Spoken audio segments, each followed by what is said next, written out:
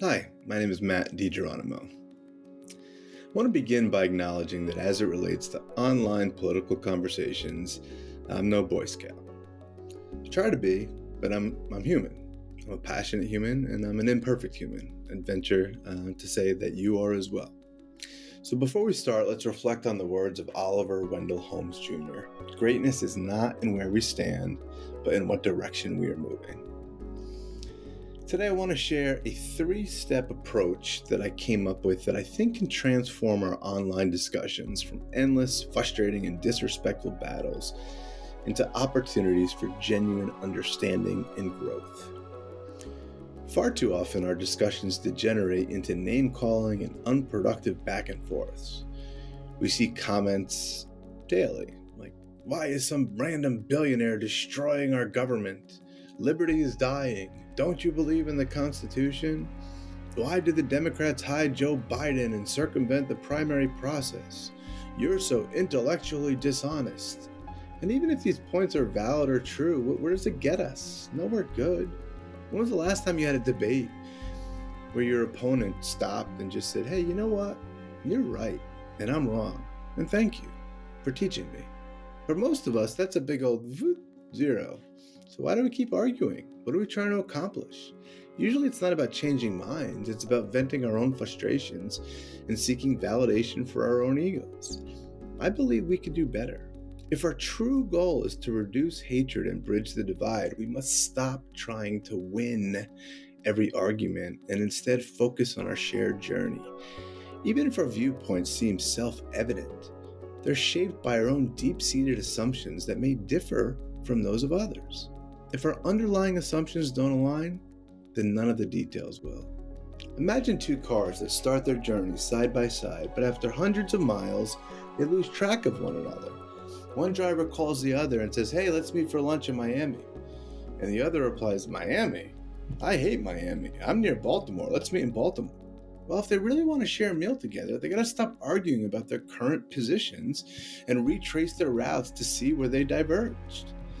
Here's a 3-step process that I think we can use that would allow us to retrace our routes in order to have a fighting chance at a meaningful conversation. Step 1, pause and reflect. When we encounter emotionally charged comments online, let's just hit pause, take a deep breath, and step away from the heat of the moment. This pause isn't about suppressing our feelings. It's a deliberate choice to break the cycle of reactive, knee-jerk responses. By pausing, we can create the space to respond thoughtfully rather than impulsively. Step 2, take a moment to zoom out and remind ourselves that beneath every opinion, even the most vehement ones, lie our core beliefs, our first principles, which are likely aligned. These include our deep respect for the Constitution, our belief in individual liberty, and our desire for a government that truly serves its people. When we get lost debating specific policies or actions, we're often arguing from a position that's 10 steps removed from these core assumptions. It's like trying to decide on, well, what color are those trees' leaves, while ignoring the roots that give it life. Without reconnecting to our foundational values, our discussions become cluttered with misunderstandings and endless friction. Number 3, travel the road together. While zooming out, hopefully we found common ground.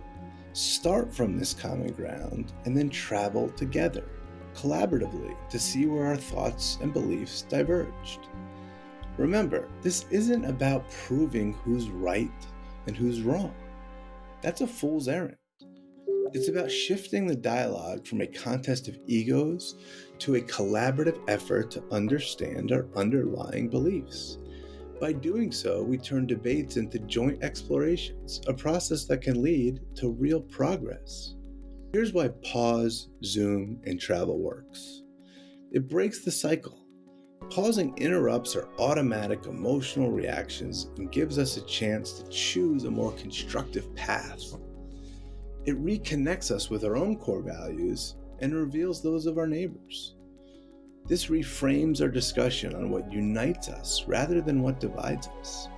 When we recall that we all deeply long for respect and dignity for all, a united and prosperous republic, a peaceful nation, and a nation that we're proud to hand over to our children. Our disagreements are about the details of how to accomplish this. Those disagreements become less divisive and, quite frankly, less relevant. This process can restore collaborative exploration. Inviting someone to examine their first principles with you shifts the conversation from confrontation to cooperation. Instead of battling over specifics, we can work together to understand why our views differ. When we argue from several levels removed from our first principles or core values, we're essentially debating without any solid common foundation.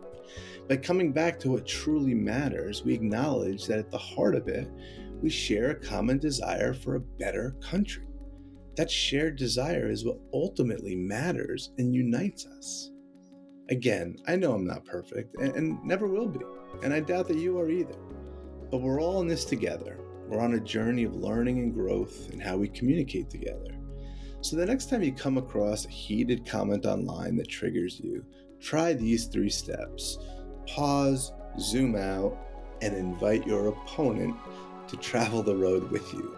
Let's stop the endless cycle of name-calling and focus on building understanding from the very roots of our beliefs. My name is Matt DiGeronimo. Until next time.